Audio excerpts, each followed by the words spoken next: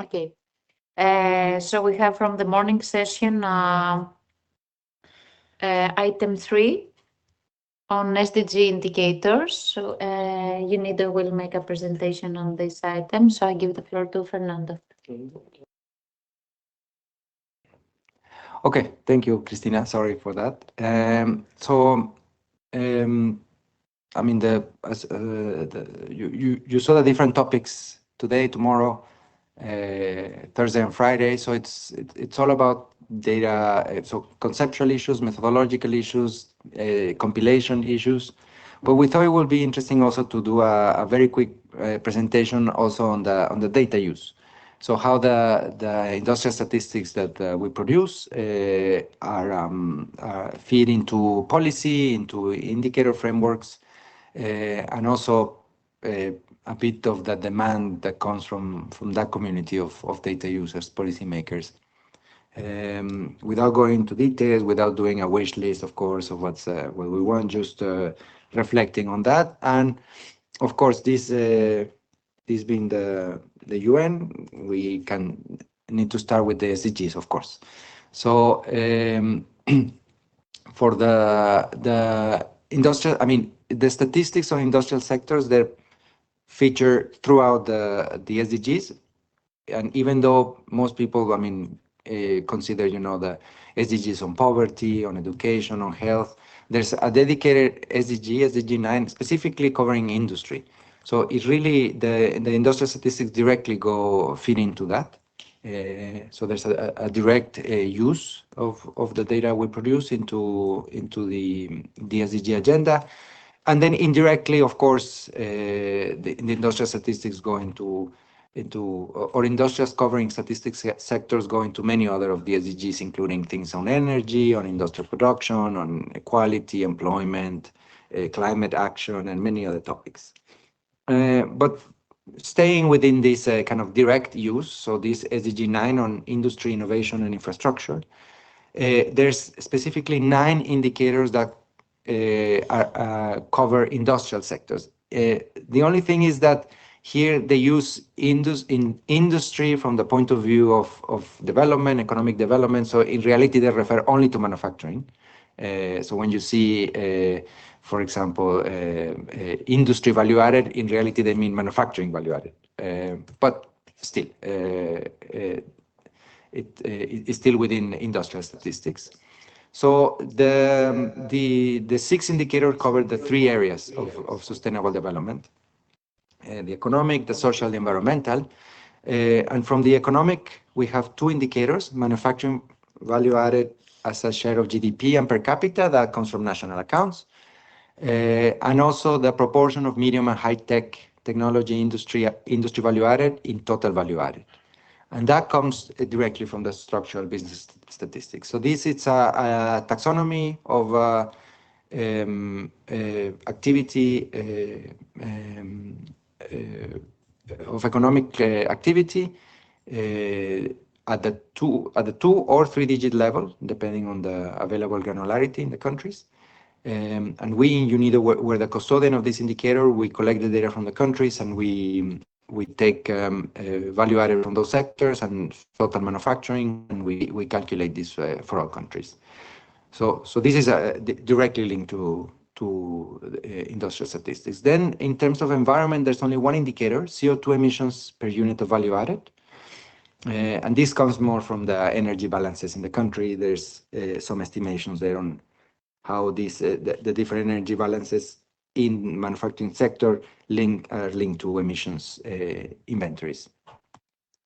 Then on the social side, there's 3 indicators: 1 on employment, manufacturing employment as a proportion of total employment, and this comes from labor force surveys, establishment surveys, admin records, and also 2 indicators on what they call small-scale industries.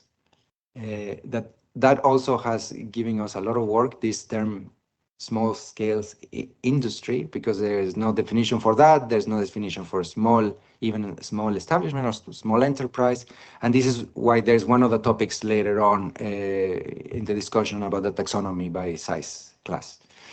So we can discuss in detail the solution we proposed there, and that is now was adopted to measure this specific target, SDG target. And in terms of the first one, 931, is the proportion of small-scale industries in total industry value added. This comes from the registry, from admin records, or also from the same structural business statistics. And then there's another indicator that traditionally was not, or in many cases was not part of the standard information provided by business statistics, which is the availability of financial instruments for small firms. If they had access to loans from banks or from other financial institutions. But some information can come from the financial surveys, from the central bank, or from other sources, admin records. So, as you can see, I mean, the indicators, I mean, they cover industrial sectors, but they source from different types of statistics, from business statistics, from labor statistics, national accounts, all that, and they're all relatively simple. But still, even then, we have coverage. I mean, this is not the most up-to-date. This is for 2024, but that shouldn't have changed that much. Only 58% of the countries have data on these indicators. And this is the average, but then it changes. For example, the indicators based on national accounts, there's almost complete coverage because most countries have national accounts by industry, I mean, value added by industry. But for example, SDG 9.3 on these small scale or small industries, only 10% of the countries have information. So there's still big gaps. And also, when you start then I mean, at the end, the SDGs, it's a global indicator framework. So very important factors to consider is, for example, comparability, of course, consistency. And there, when we start to go into details, we saw that there was a big heterogeneity in terms of coverage, in terms of, you know, what sectors were included. Many surveys only consider medium and large firms, for example, or they only cover some parts of the country, the provinces or regions with the highest activity, for example. We also saw that there were differences in the definitions and coverages used between the labor force survey or the business survey, and then, of course, the information that came from the central banks, for example, or from the energy surveys were completely, sometimes they were not very coherent. I mean, not coherent. They couldn't, they were not, how to say, linked or integrated. They used different definitions or different concepts, so it was a bit difficult. Then in terms of continuity, there were all the time issues of revisions in the classifications, breaks in series. There was no historical series in some cases, so that also brings a lot of problem. And also, I mean, the SDGs, as you saw, they're very generic, but there's a request to provide them as detailed as possible. So provide, for example, there's an indicator on employment, but try to disaggregate by sex, by age groups, by regions, so to try to provide more granularity for this. And if you see these gaps at the global level, when you dig a bit deeper, there's even bigger gaps. So there's still a lot of information missing, and of course, timeliness. I mean, now it's funny that there's a new task, a new working group started somewhere in the United Nations in New York, where there's a weekly meeting on the situation on the energy shock, given the situation in the Middle East, and we're supposed to provide weekly updates, like almost real-time information. So when I try to explain that structural business statistics, they take a bit longer and that the frequency will not be weekly, it's a bit, so there's really a demand for more frequent, more timely data. And then moving beyond the SDGs, there's, I mean, we're going now through some sort of renewal of industrial policy. For 2 decades, industrial policy was a bit of a taboo, but now there's a big interest. Or many countries are now implementing new policy programs in industrial sectors. And then, of course, that has increased the demand also for statistics. We just saw maybe a month ago the new report from the World Bank, which was traditionally not very supportive of this type of policies, was on industrial policy. So there's really a renewed interest.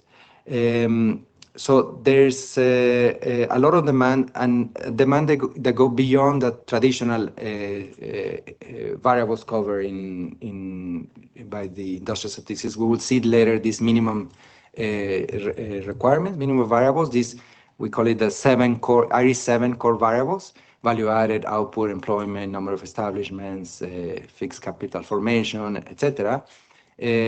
Which obviously it's very important, but there's a demand to go a bit beyond that as well, to consider issues of productivity, for example, digitalization and technology adoption and upgrading, innovation, here green transition. This is also very important in terms of circular practices, waste management, use of resources, water, energy, all these. And not only use from the point of view of use in manufacturing, but also mining, the extraction of some resources is key, of course, in the energy transition. And then also in terms of I6 D and E, there's all the area there of recycling and waste management and other areas that is also very important, and the data is scarce. Issues of trade and integration in value chains, of course, resilience. So there's really many areas that where demand has been increasing, and there's still a bit of and this was also highlighted when Visol presented the results from the consultation. These topics were also there highlighted, in terms of sustainability, globalization, green transition. All this was there as well. And of course, all that has to be implemented in a context where the companies are more and more complex. The production is more global, so more difficult to measure, to account for that. Global production arrangements are also increasing, and they're increasingly complex as well. There's rapid technological change that also makes it a bit difficult to keep up. The importance, of course, of entrepreneurship, small firms that, as we know, they're difficult to measure given their high dynamics, and they're difficult to account for that. And then what they call, I don't even know if this word exists, servicification of industry. It exists? Okay. So it's really the concept. I mean, we a lot of the times we get these, especially policymakers that say, yeah, but industry is falling, but not because the industrial or the manufacturing activity is falling. It's because the structure, I mean, from the input side, the structure of the companies is changing as well.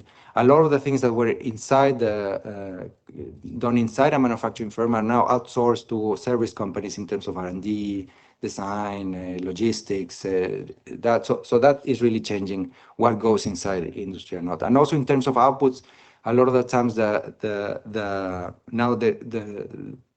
products that are produced by industrial sectors, they have a service component embedded as well in terms of software maintenance, upgrading, and all that. That it's also a bit then. Is it then still a manufactured product?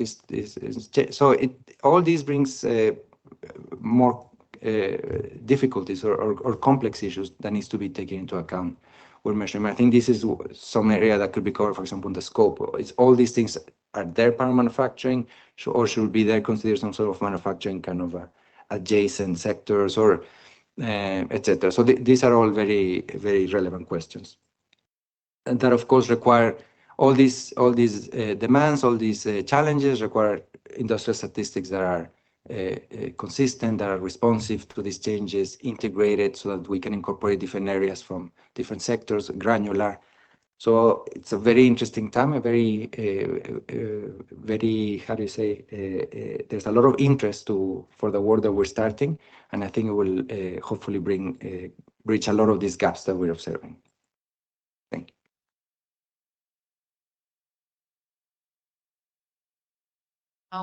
Thank you very much, Fernando. If I may, I have a comment and a question. First of all, I would like to support the argument about the renewed interest in industrial policy. Marky might remember that when we were in New York, we have discussing with a colleague of ours about the new team on industrial statistics, and he said that okay, maybe we will give the signal that the economy should be industrialized again and something like that, but it's not about that. And if I can share with Holta's team that in the European statistical system, there are new projects that have to do with industrial statistics, critical raw materials, net zero technologies, space and defense industries. So these projects are, of course, strictly related with industrial statistics and indicate the interest and the need that exists for more data on this. So I have a question. You talked in your nice presentation, thank you, about the gaps that exist. Is there any improvement in time in covering some of the gaps, or the situation remains stable over the time? Thank you. I mean, we can. We normally collect in UNIDO. We collect data from all countries in the world, so we have, I think, a good perspective of the situation, and I think it has been improved significantly, both in terms of the quantity and availability, but also the quality. But there's still many gaps. I mean, there's still specifically many regions or many areas where there's very little information, or the information it's for example, we have where we have the structural business statistics, for example, and then the short-term statistics that speak to completely different. I mean, they're not aligned at all. So we see some issues still of quality but especially coverage. I mean, now the whole idea of the SDGs, I think one of the big hopes was that it will increase availability of data as well, and I think it has achieved that goal. But at least for our indicators, it's basically the same since 2015. So gaps are still there.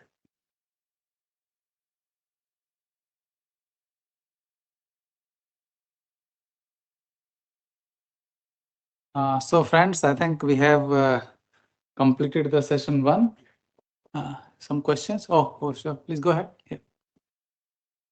Thank you very much for a very interesting presentation.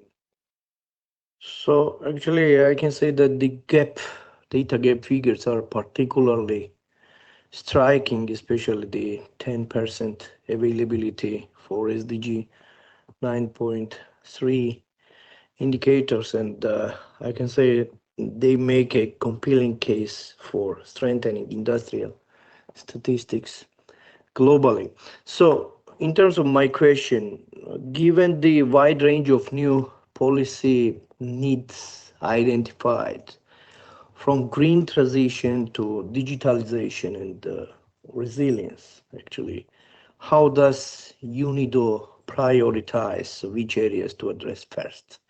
Particularly, it might be interesting for NSOs with limited capacity. Thank you.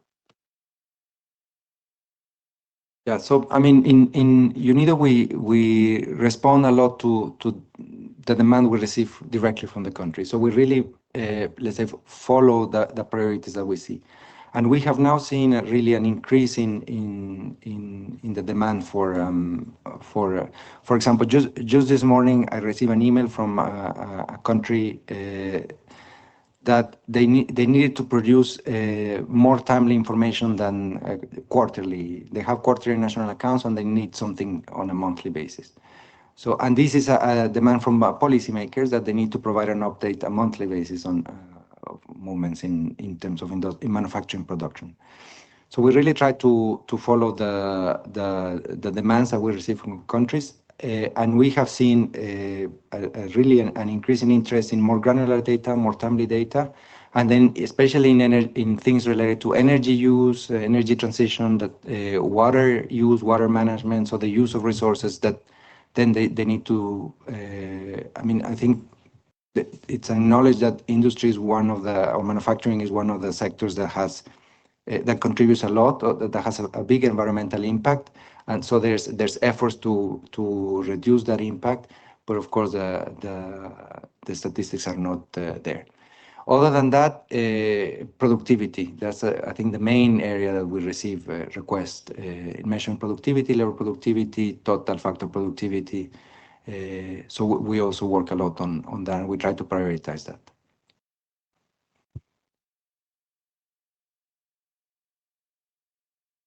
Yeah, thank you.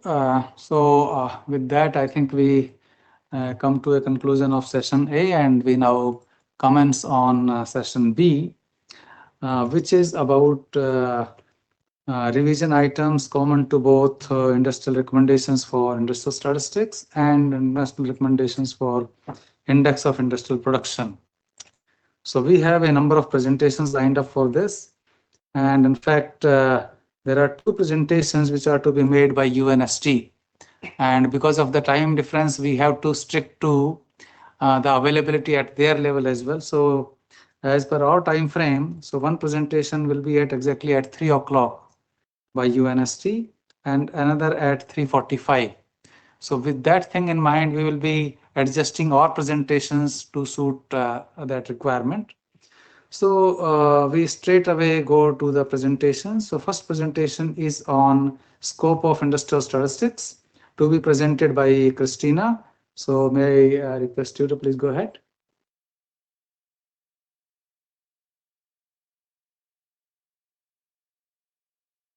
Thank you, Dalip. Thank you very much. So before starting, I have to say that this is quite a general presentation on the scope. Of course, in the course of time, our discussions will definitely go deeper.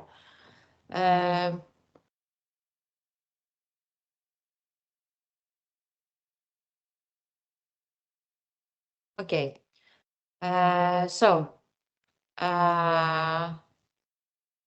In my view, there are three different dimensions of expanding the scope of industrial statistics. One is vertically, based on updated activities and products classification. The other is the transversal direction, while considering the treatment of industrial services and industry supporting and industry-related services. And the third dimension is the horizontal one in terms of recent changes to statistical, macroeconomic, and other frameworks, emerging topics, and the future outlook of industrial business reality.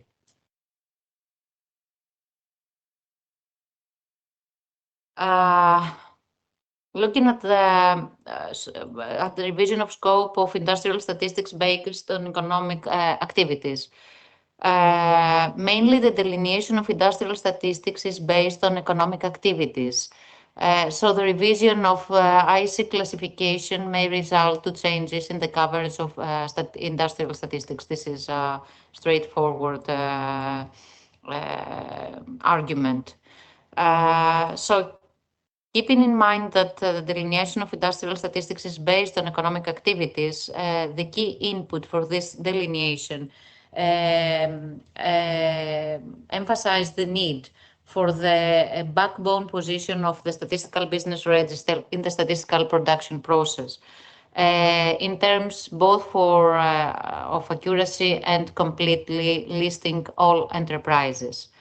And moreover, given the complex business operations reality where many enterprises have secondary activities, it would be useful to consider an adjusted delineation approach where a combination of activities and products may be considered. As regards the revision of scope of industrial statistics and the treatment of industrial services, as we all know, industrial services and industry-related industry supporting services covered a big range of activities, such as repair and maintenance of machinery, services that are supporting industrial production, and services that are broadly enabling the industrial ecosystem, like supply chains, consulting, market research, cargo transportation, warehousing, etc. So some of these industrial services are already under the coverage of industrial statistics based on the economic activities classification and explanatory notes. However, in the context of the revision of IRIS and IRIP, we need to consider the need for adding industrial services and industry-related industry supporting services in the scope of industrial statistics as well.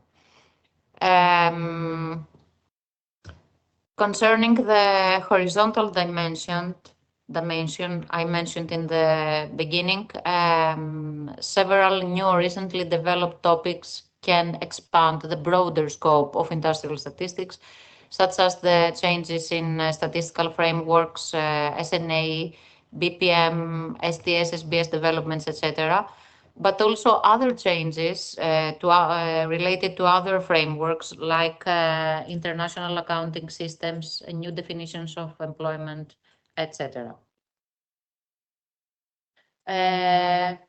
On the top of that, we have emerging topics that are cross-cutting for all economic sector, or most of them, like R&D and innovation, digitalization, SDGs, the need to compile SDGs, sustainability and green transition, well-being, the gender dimension, the youth dimension, inclusiveness, artificial intelligence, global value chains, and international changes. For many of these topics, individual dedicated guidelines are already available, are in drafting progress. So we need to, on the one hand, ensure no duplication of work, and on the other hand, harmonization with these dedicated guidelines, while reflecting, if any, special treatment for industrial statistics.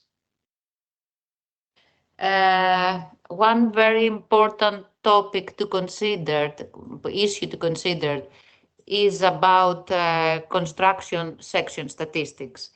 We all know that manufacturing and construction are contextual sections of the economy, and several aggregated groups of activities include both of them. We also, someone can see, it can be seen that the outlines of the current IRIS and international recommendations on construction statistics are similar. Having in mind that the latest version of international recommendations on construction statistics was in 1997, if I'm not mistaken, a possible way forward would be to take advantage of the current revision of IRIS and incorporate construction statistics in a clearly distinct manner. So this leads me to the points of discussion, when we would appreciate your input, your ideas, your reactions about the revision of scope of industrial statistics based on economic activities. What is your opinion about the impact of the revised TSIC and CPC to industrial statistics? Is there a need for changing the scope based on these revisions, classifications? How the central role of SBR industrial statistics can be treated, and whether the delineation of the scope of industrial statistics based on the combination of activities and products could be an approach. At the same time, we would appreciate your reflections, or first reflections on industrial services and their impact in the scope of industrial statistics. The same about new statistical frameworks and emerging topics, and finally, your initial views on the incorporation of construction statistics in IRIS. Thank you.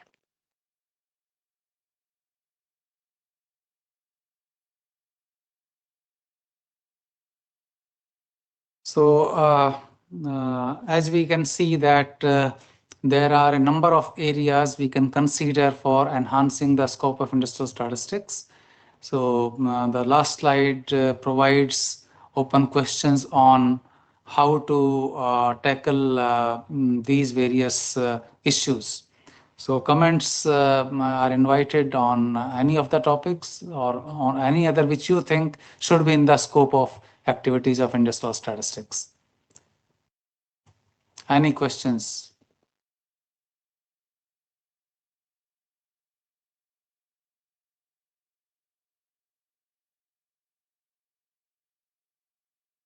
Yeah. Please go ahead. Yeah. I think it's great to enlarge the scope of the industrial statistics.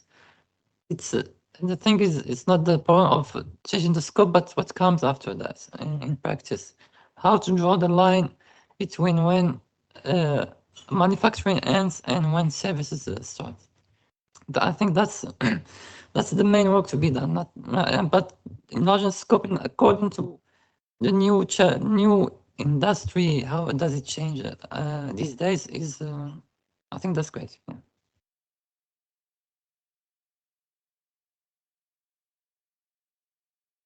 Okay. So there are no other hands.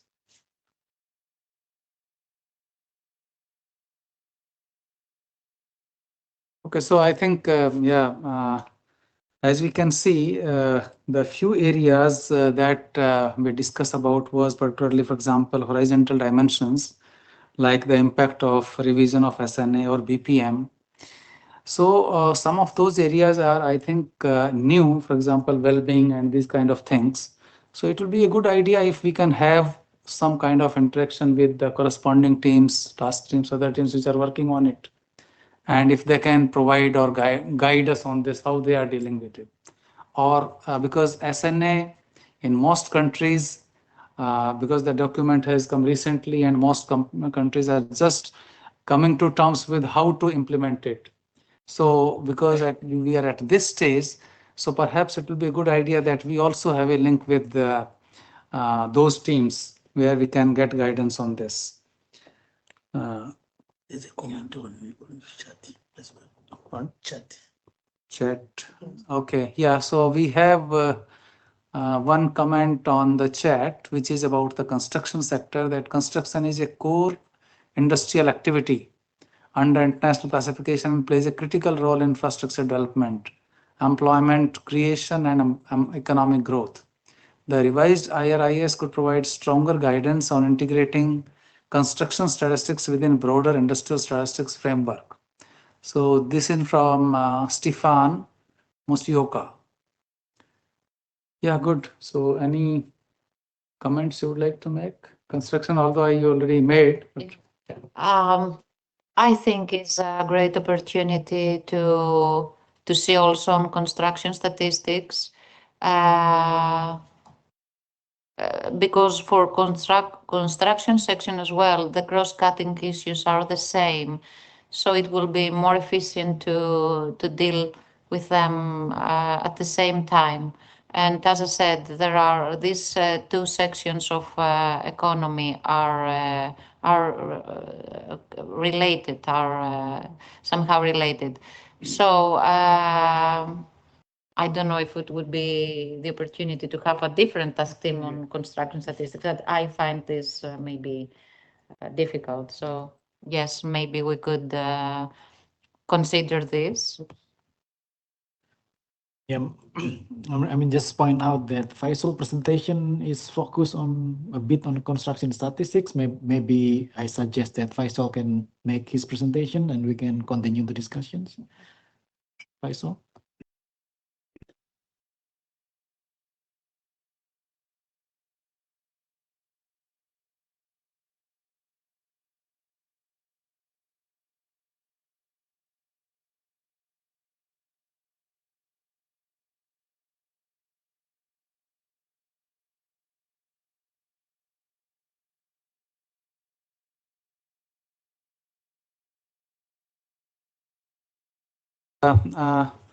I remember in India, we recently had one working group which is working on real estate sector. And when we did that, we were also scoping the activities of real estate sector. And in fact, most of the participants that were there at the national level, they were of the view that real estate sector cannot exist without construction. So their suggestion was that you have to take construction with real estate because that is the pre-stage of the next one. So that is another dimension of looking at construction. So it feeds into directly into the real estate sector. So we will maybe we'll have another presentation which will throw perhaps more light. So if there are no more, there is one more I think point here. This is the same. I think Mr. Stefan is again writing that this is particularly important for developing countries where construction activities contribute significantly to GDP, urbanization, and labor absorption. So there is no doubt about it. I mean, construction as an activity is one of the biggest sectors in any developing country, and we do capture it. Only thing is, as of now, it is a separate, distinct activity lying between manufacturing and services. So the status is still in between somewhere, and that is what it is. That's why even NIC or the ISIC, it keeps it as a separate unit, and depending upon how we want to present our data, we use that sector. So I think with that, if there are no more questions on this, please go ahead. Yeah. At ABGE in Brazil, we have a different survey for construction. So it's outside of industry. There is a different survey for only measuring the construction industry.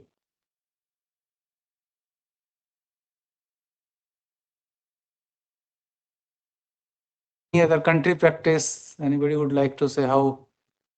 Or any online participants?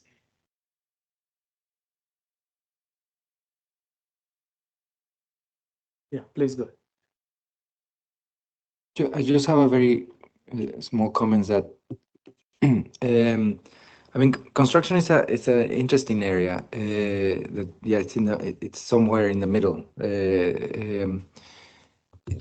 But of course, it has its own issues. It has its own, for example, a lot of the production process takes several years. And in manufacturing, it does also happens, but it's less common. So I see that there's maybe different priorities or maybe different issues that, of course, could be harmonized into a single set of guidelines, but it needs to be studied. This.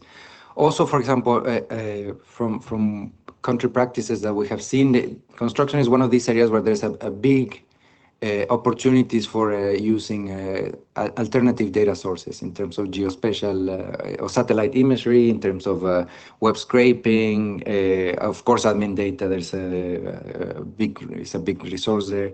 That will not be the case in many other areas of any other industrial sector. So, I mean, it's very interesting, but it brings a kind of a different set of challenges as well that we need to study.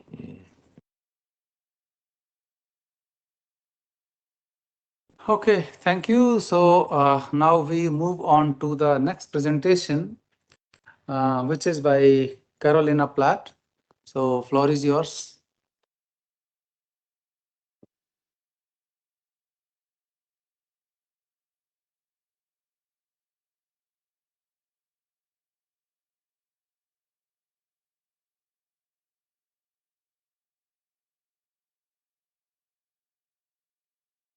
Okay, the challenges in discussing the scope, yes?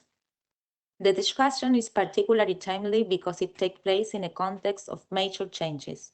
The update of national accounts, ISIC, CPC, and new information demands related to digitalization, global value chains, and innovation. The focus of this intervention is debate on the scope of the industrial statistics. At first glance, this topic may appear to be merely conceptual. However, it is in fact a central issue for defining Which economic activities, statistical units, products, and other phenomena should be covered by the industrial statistic in the coming years?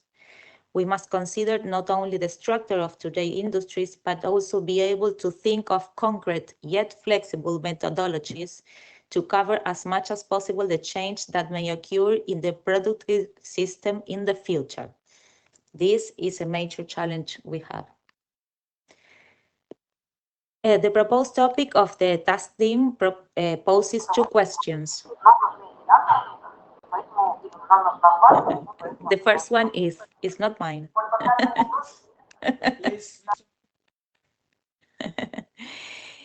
The first question is there a need to revise the scope of industrial statistics considering recent change to statistical frameworks and classifications? The second one was, what could be the approach and treatment of industrial services as well as industry-related and industry-supporting services? This brings us directly into a central debate about the boundary between industry, services, and knowledge. IRIS 2008 has served as well, but it was conceived before digitalization, greater weights of services linked to industry, goods plus services. This is what you call in Spanish is servitization. I put goods plus services. And global value chains completely redefine business model. Today, production systems have changed. For example, manufacturing firms are increasingly shifting towards business models that no longer sell only goods, but integrated solution, a physical product combined with design, maintenance, data, and financing services. This makes production and services increasingly inseparable and forces us to rethink where we draw the boundary of the scope of industrial statistics. The first major trigger is the changes in national accounts. The new framework no longer views production as a simple transformation of raw materials. It requires us to revisit our scope in at least two directed areas, as reflected in the topics C2EIs and C4ER.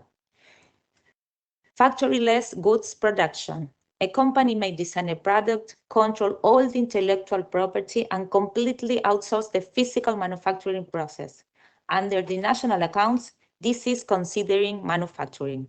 Under traditional industrial statistic, it was almost invisible, up to now.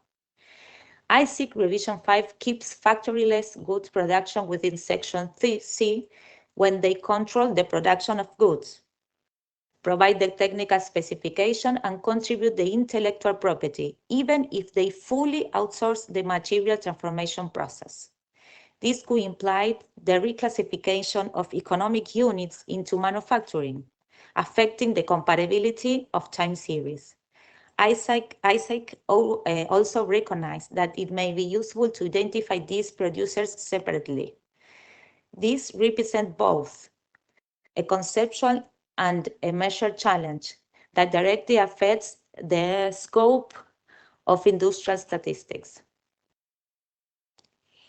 2, intangible asset and data.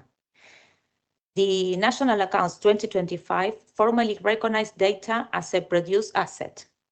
If the production of data is itself productive activity, should it be considered industry? Should we include data production as a part of industrial production, or does it remain a specialized service? ISIC 5 classifies data production as a specialized service in Division 63. Should industrial statistics remain limited to that service classification, or should they expand their scope to capture the data factory as a new form of industrial production? The scope of IRIS should be discussed, and this task team could or could not take a position on this specific issue. The second major trigger is the ISIC. This is not simply a change in coding structures. It's highlighted in the topics C3IS. We must assess its implication for the granularity and boundaries of the scope within IRIS. The new ISIC provides much greater detail for digital activities, manufacturing, services, and hybrid activities. The challenge for the scope is a familiar one. A single statistical unit may not carry out activities that were previously clearly separately. This task team should discuss how IRIS will guide countries in measuring these hybrid units in a consistent and a current manner. The third and the last major trigger is the changes in the CPC. This is where the question of industrial services becomes operational. This is a key part of topic C1 and is directly linked with the list of products. The cumulative change introduced in CPC reflect an economy in which goods and services packages have become inseparable.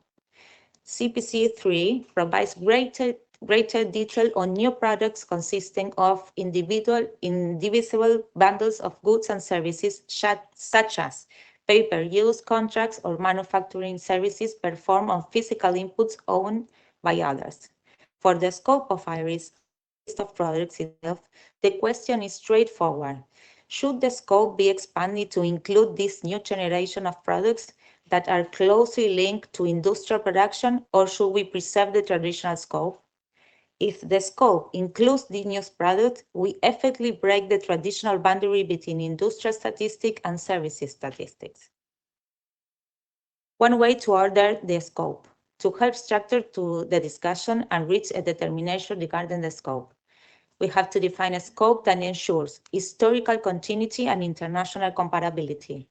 Define a scope that preserves linkages with other statistical domains like national accounts, international trade, employment, innovation, digitalization, global value chains, etc. The challenge ahead is to find a balance between the extremes. A scope that is too narrow may exclude relevant phenomena associated with the transformations in production systems. A scope that is too broad may dilute the concept of industrial statistics and harm comparability. The experience in Argentina. If the task team proposes maintaining the scope of the section at the section level of the ISIC, or alternative propose to expand the scope, I would suggest conducting a comprehensive review of the Part 2 Guidance of Implementation Chapter 7, in particular Section 7.3 Recommended Variables and Method for Calculating an IPP for each class of ISIC Revision 4 from the IRIP 2010. In the case of Argentina, this chapter was crucial and in the compiling of our IPPs. Was crucial really 10 years ago. I want to bring this to this table. There is an international standard that has matured significantly in recent years, the GSBPM model, which provides a common framework for organizing statistical production into standardized phases and sub-processes. At INDEC, the NSO in Argentina, INDEC, we have made substantial progress in dissemination GSBPM documentation for our IPPs, among other statistical products. This experience has shown us that documenting process through a common standard makes statistical production more transparent, facilitates knowledge transfer across teams, and helps identify both strengths and weaknesses, enable continuous evaluate and improvement. It is a concrete quality management tool. We believe that this task team could consider including in the IRIS an explicit recommendation regarding the adoption of the GSBPM model. The objective would be provide a common reference framework for the standardization and documentation of industrial statistic production processes. Here we have the last IPP of mining in Argentina. The first one is the technical report, the second one is the methodology, and the third one is the GSBPM model, a document. The last one. This is the phases, 8 phases, and the sub-processes and the workflows. We use the step-by-step compiling the IPP of mining, for example.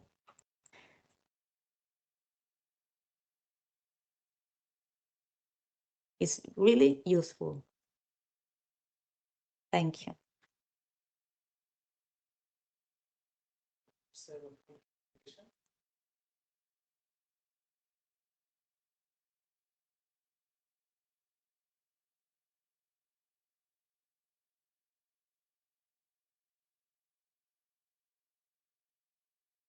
SNA and SIC. I think the question that you raised about factory-less goods production, as well as data as a asset, how should we put it, industry or services, or as part of CPC3, when you gave the example of pay-per-use contracts, there should be put that. Again, you also mentioned about the experience in adoption of generic statistical business process model. A very relevant topic. Now the house is open for questions. Any questions, issues that have been raised in the presentation?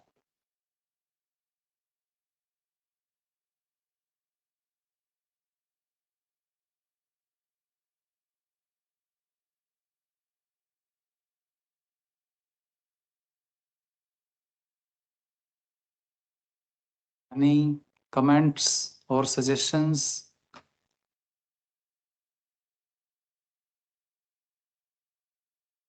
So I think let me start this. So I mean, because this document on SNA is already out, and there have been a lot of deliberations, and after those deliberations, they have put certain activities at some place in the continuum of manufacturing and construction services.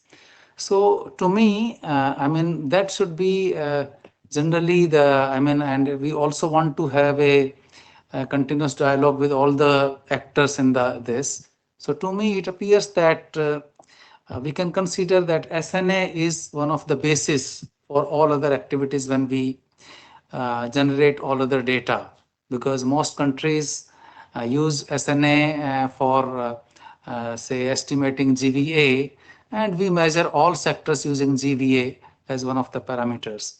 So if in GVA we are putting certain products or services in a category, then it makes sense that in all other areas we should try to follow the same approach. So generally my idea will be that will be the starting point, that we follow the same mechanism, unless we have grounds to say that no, in case of this area we want to differ.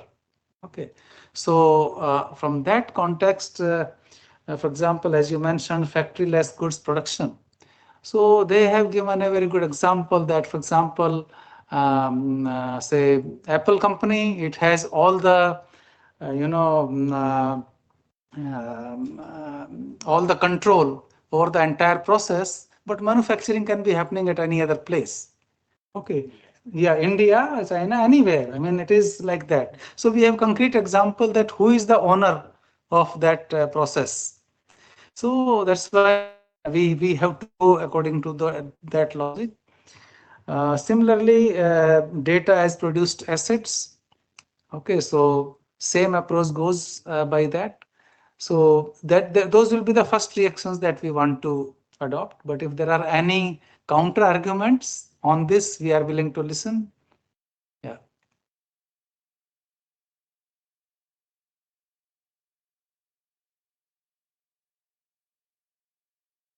So yeah, thank you, Carolina, for the presentation. I think that's quite comprehensive, right? And it's also quite provoking, like whether data is a factory. I mean, is this manufacturing? When we produce the data, whether this is manufacturing or not, right? So basically what you are saying. And of course, people in the services will say, no, this is services. But at the same time, also within the section C, there are some services, right? Repairs, for example. So it also means that even the current industrial statistic scope is also including services that related, maybe that's very tightly related to the manufacturing.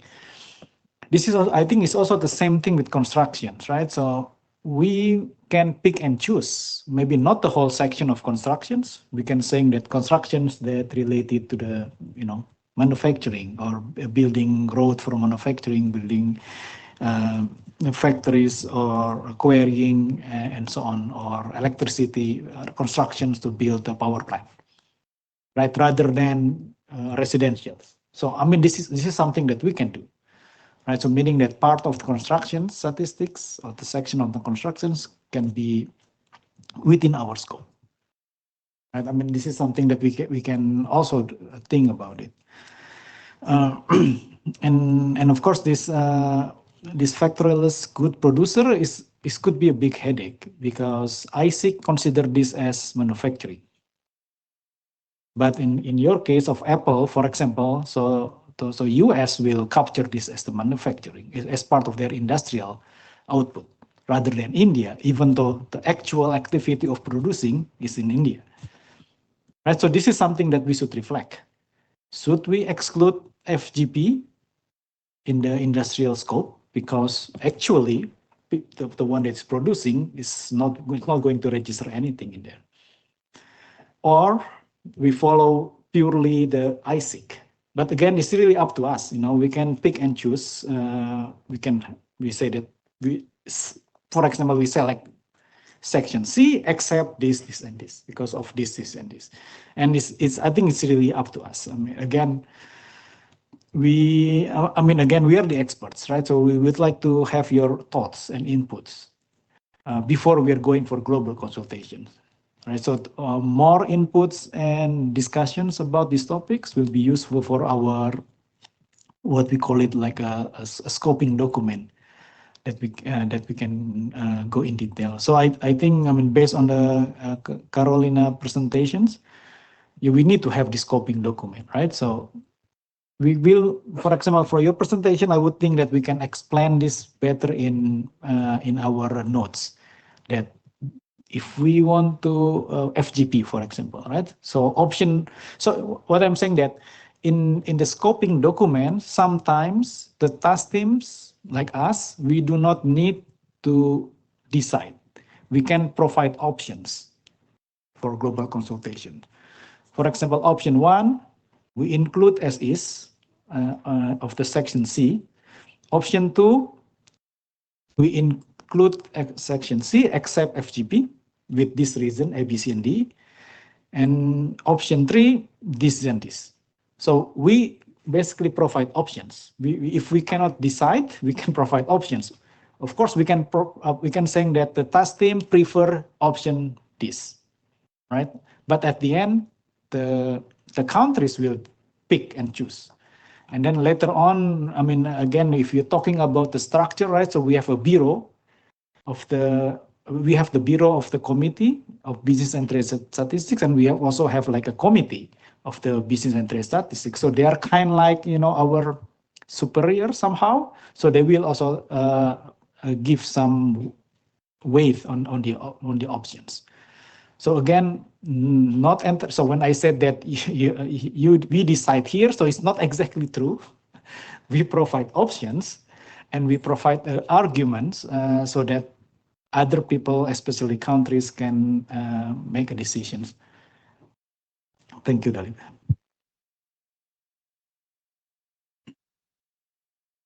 Okay, so I think we had a good discussion. Any other? Please go ahead. You want to? Yes. Thank you. I think that the discussion on factory-less good production cannot be detached from the question of which statistical unit we are talking of. Because if you talk of establishments or enterprises, here you stand before the task of determining the statistical focus. And here the question you raised is very important. But if you are talking about kind of activity units, as we do in Europe, for example, it's not important whether the focus of the establishment or the enterprise is in industry or service.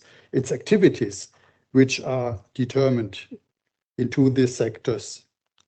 And therefore, the question of factory-less goods productions in the case of cow units is a completely other question than in the case of establishments or enterprises.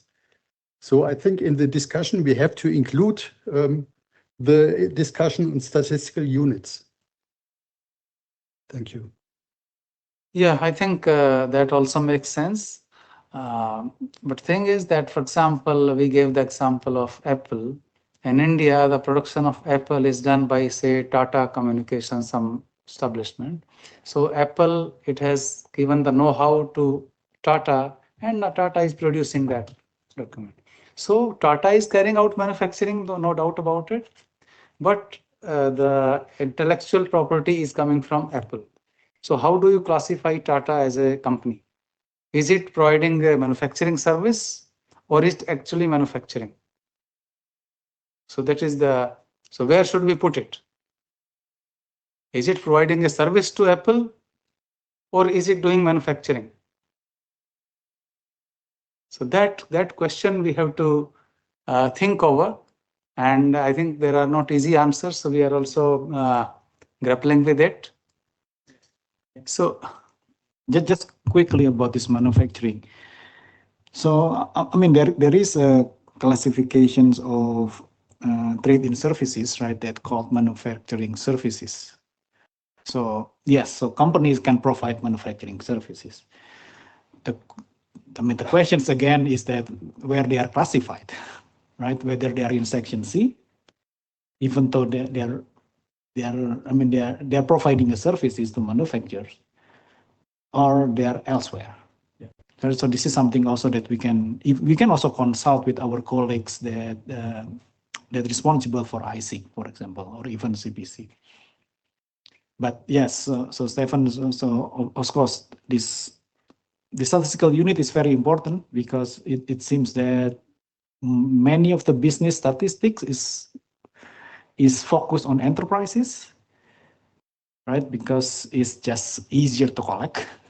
But it seems that we are here mostly focused on activity, local activity. I think Christina, you also mentioned this in your presentations that the business is enterprise centric. This is what we call it. And I think tomorrow we have a discussion on the statistical unit, in fact, on what is cons and pros that we can use, and so on. I think Faisal. Yeah, thank you very much. Very interesting discussions. I wanted to have maybe comments during my presentations, but I couldn't resist. So because when we are doing I mean, when it's a manufacturing, even this service, still the companies classified in manufacturing, then there's no problem. So here we get confusing now. What's the output? The output can be a service. The output, because in industry, clearly, previous recommendations were not looking at the product. They are just looking if you are in ASIC, section B to E, then you are manufacturing. So the same product can be made by a farm, which is in A, is never included. So that's no problem. If we don't mix product and the activity. So, but if we try to mix product, then it gets very confusing, I think. It might be very complex. But if we follow IC, for example, activity-based, then it becomes a little bit more clear, I think. It doesn't matter what they produce. Because already, for example, when you're collecting like industry output, for example, in list of in the like, for example, maybe we're gonna have a presentation later on Broadcom. They include services as well, so you can produce out services. Provided the only question is maybe to avoid double counting. That will be the main issue, I think, as far as far as I think. Then maybe also Okay, I'll talk a little bit more also on the, maybe in the presentation about the construction. It comes into the same problem. What's the output, or is it a service or not? Probably. Now, that's a question also can be treated in the same way. Of course, like Fernando brought a very important point that the construction is a little bit different in a way that maybe the output takes a long time to see, basically. But here we also have the, I don't know, for example, also here with globalization, you have got a lot of manufacturing companies, maybe already the output is not immediately seen, it can be an intermediate output. It goes out somewhere else, it comes back, it might also take a long time to see. So we have already an issue, I think, in the research agenda to address the question of valuation. How do you evaluate work in progress, for example? So I think all these questions somehow are also tied conceptually, but also in practice. Of course, we have to be practical as well, as he mentioned. Later on, also we cannot discharge statistical unit, for example. If it's FGP, if it's an enterprise, probably. Then you're gonna include FGPs. But if it's establishment, then maybe the problem becomes less acute. So anyway, so I think yeah, it's if you can focus with activity or product, maybe some of the issues can go away. I just think that. Thank you. Okay, so thank you very much. I think it's already 3 o'clock. Okay, there is one more point, so we'll take that up. And then, this is from Safawati, Malaysia. Comment is, but we also have a difficulty in defining the output of the company for both owner of the product and company that provide manufacturing services. So this is her comment. So I think all are in the same line, that the confusion that is getting created because of maybe mixing up of product and activities in the continuum of the industry. So we will take into account all these things. So now, because it is already 3 o'clock, so maybe we go for the next presentation, and which is by Mr. Benson. Same. Are you online, Mr. Benson?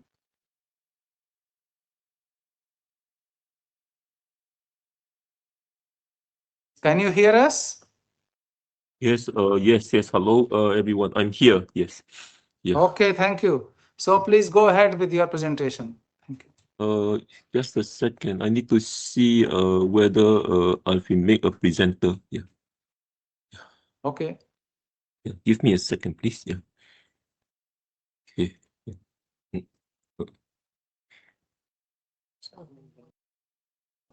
Yes.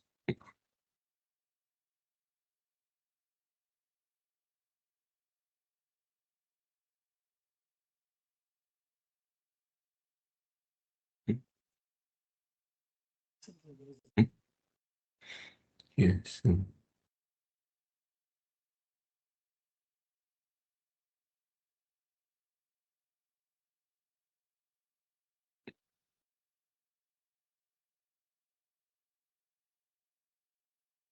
Okay. Okay. Before I start, can I just clarify something, because I just I just joined the meeting. Was there a presentation by the IMF earlier? Yeah. No, there is no Benson from IMF. Okay. Okay. So no presentation from IMF. So okay, just want to clarify. Okay. No presentation on the BPN updates, right? Yeah. Yeah, no, Okay. I mean, we reached out to IMF, and Okay. they said that, I mean, we are not dealing with the international transactions. Okay. So it's not No relevant. problem. Yeah, thank you. Okay. Okay, thank you for the clarification. I'm going to change to slideshow. Give me a second, please. Yeah.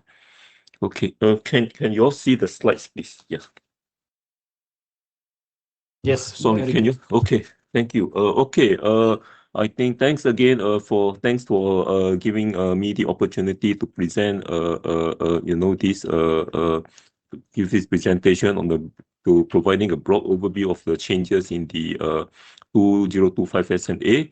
I think if some of us may have looked at Annex 4 of the 2025 SNA, which provides a list of changes from the 2008 SNA, and I think it's a very thick annex.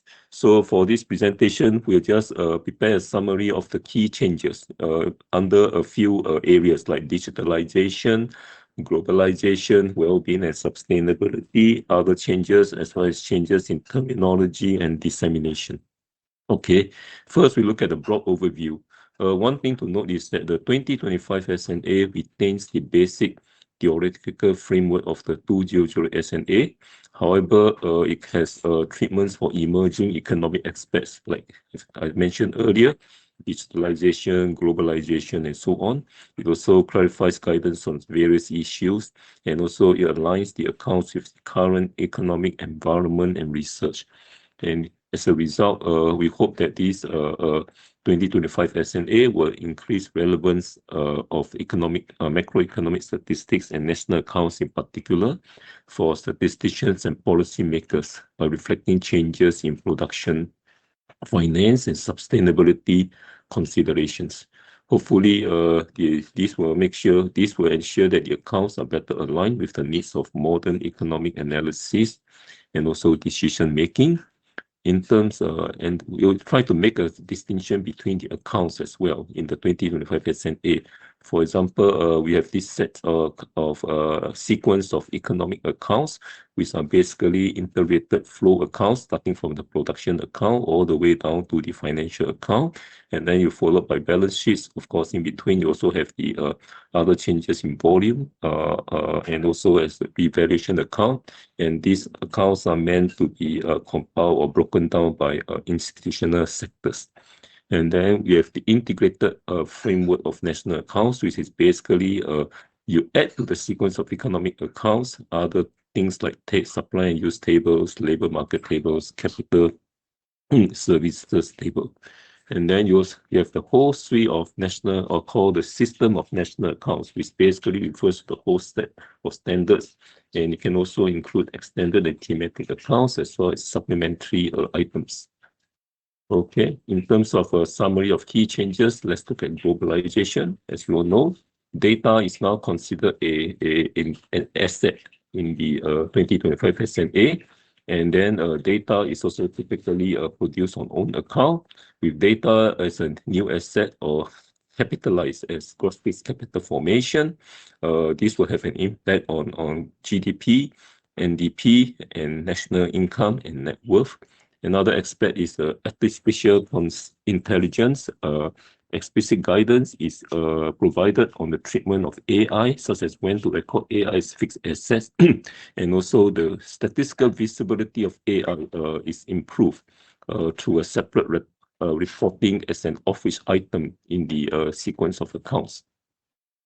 In terms of cloud computing, more explicit guidance is provided on the treatment of cloud computing, such as when to, for example, if this expenditure on cloud computing is treated as services, unless you have long-term contracts or licenses to use cloud computing services or assets, which will indicate asset formation. Yeah. Okay. Just a second.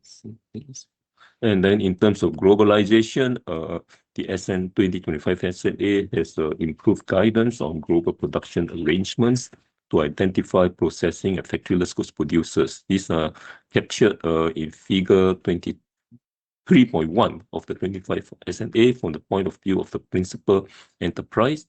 We also have further guidance in figure 23.2 on how to account for goods how to identify goods for processing arrangements, and also figure 23.3 on how to identify global factory-less goods production. And then we also have breakdowns, or we recommend breakdowns for the corporation sectors by various types of control, like foreign control corporations, public corporations, national private corporations. These are considered standard breakdowns. We also recommend distinguishing the standard items national private corporations and public corporations that are part of domestic M&E groups. Well-being and sustainability. One key thing to note is that non-produced natural resource depletion is now recognized along depreciation as the cost of production when you calculate net domestic product and other net measures. In the 2025 S&A, depletion of non-produced natural resource is treated as a other change in volume. Because of this, NDP is affected, net national income is affected, and so is net saving. And then now more prominence is given to net measures. For example, net national product is now calculated as GDP less depreciation of natural resources. And we hope that the volume change of NDP, and the other thing is that the volume change of NDP is conceptually preferred when it comes to measuring economic growth. But then we emphasize that this is not meant to replace the volume change of GDP growth, but we recommend that this to be used alongside GDP growth.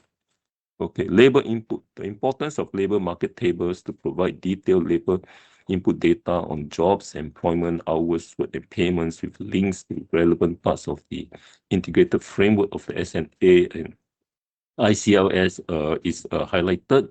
And then the other thing is the household production of energy, like electricity, heat is now recognized as own account production.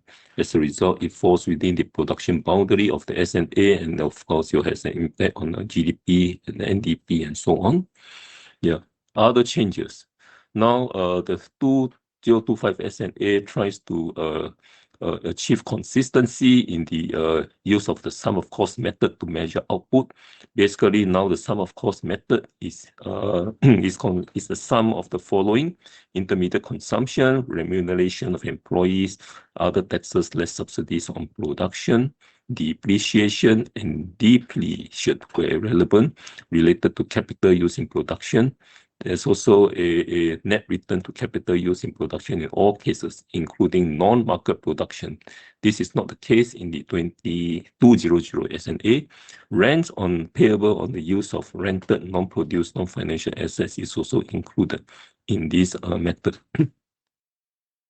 Another change concerns the informal economy. Now, the guidance in the 2025 S&A is more aligned with the 21st ICS framework, and also the 2025 S&A clarifies the concept of informal sector employment activities as a result. And then, okay, yeah, changes in terminology and dissemination. Several account names and specific items have been updated to improve clarity and user understanding. For example, compensation of employees is now called remuneration of employees. Financial intermediation services indirect measure, FISM, is now called implicit financial services on loans and deposits. One more thing to mention that's not in the slide is that depreciation is now used in place of consumption of fixed capital, which you see in the 2008 S&A. And then there's also an enhanced dissemination taxonomy. A new taxonomy for release of the various data in vintages is introduced. For example, you use terms like reference period, update period, routine, and regular revisions and so on to describe various data vintages. There's also a recommendation on categorizing and decomposing updates of statistics into various changes, whether they are conceptual, methodological, source data change, and so on. The aim is to ensure transparency in the dissemination of data. And these terminology changes, with these terminology changes, we hope that, national accounts will become more accessible to users. And the other thing to note is that we also, the S&A also has a framework, or 2025 S&A has a framework to assess alignment with international macroeconomic standards. And this is to ensure consistency and comparability across national accounts. And I think that's the end of the presentation. I know the scope of industrial statistics is a very, very wide topic. It has a lot of data items as indicated in one of the chapters. That is why I don't have any suggestions on how this will impact how the 2025 SNA will impact the compilation of industrial statistics and maybe also the related index of industrial production. That's why I only pose the questions, because I feel that you folks have a better understanding of industrial statistics than me. But this, broadly speaking, of course, I can see that, you know, some of the changes will impact some of your data items, like, you know, maybe value added. If you want to compile net value added, you may have to take into account you know, depreciation of some of the things that we mentioned, like AI as fixed assets or data as fixed assets. Maybe also if take into account depreciation, maybe also if to take into account some of the terminological changes and so on. Anyway, this is the end of my presentation, and thank you for your attention. Yeah. Yeah, thank you, Vincent, for that very enlightening presentation. So, as we can see that he touched upon the topics of SNA 2025 in the context of digitalization, globalization, well-being, sustainability, and especially about the treatment of various items such as data as an asset, or AI, when will it be a fixed asset, or cloud computing, whether it is to be treated as a service, and similarly about globalization and well-being. He also talked about the informal economy, that now it is more aligned to ICLS, and then various changes in the terminology, such as compensation to employees is now called remuneration to employees, or financial intermediation as implicit financial services. So those are very important changes that have been made in SNA. So I think we need to study in greater detail all these concepts and see how these industrial statistics and IRIIP, they will be going to be affected by adoption of these concepts. So with that, we can invite few questions if you have. You're welcome to ask. Yeah, please go ahead. So I have actually two questions for presenter. First of all, thank you very much for interesting presentation. So my first question is a bit practical regarding the new data dissemination taxonomy. What guidance will be provided to NSO to help actually them categorize and communicate data revisions consistently, especially those with limited capacity and with limited resources? And my second question, the updated framework introduces NDP alongside GDP as a preferred measure of economic growth, right? How do you see this shift influencing the way policymakers and international organizations communicate economic performance in practice? Thank you.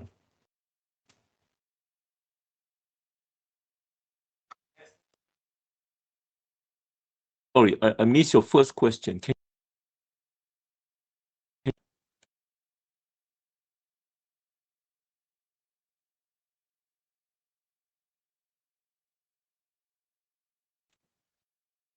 Hello, can you hear me? Yeah. Yeah, we can hear you. Yeah. Sorry, I missed the first question. Can you please repeat the first question? Yeah. Yeah, okay. I will repeat. Actually, my first question, it was related data dissemination taxonomy.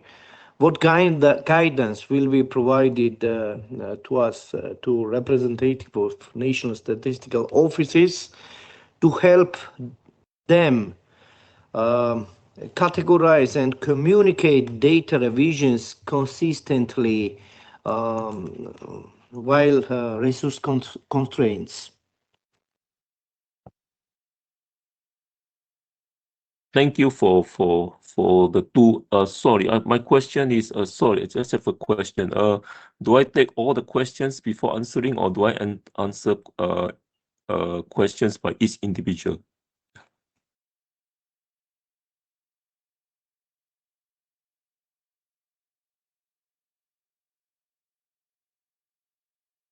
So as of now, there are no more hands up. So maybe you can go ahead with this question.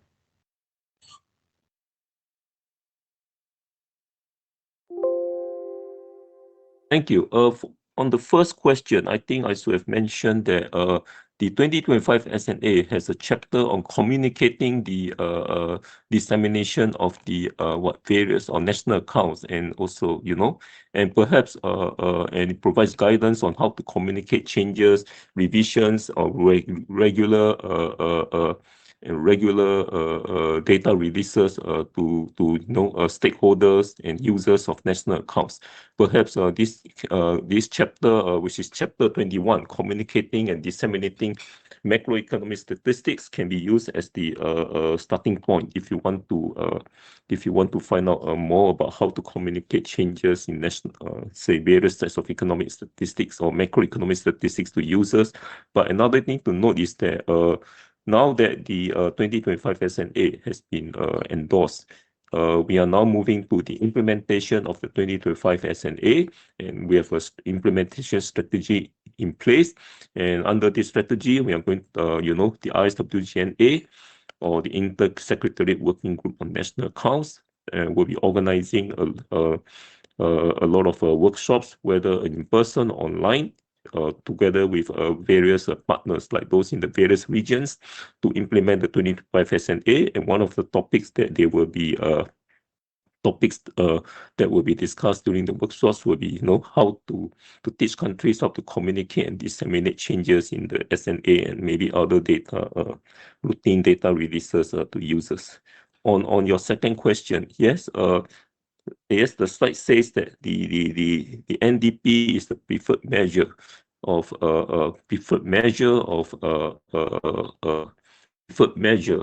or more prominence. You see, yeah.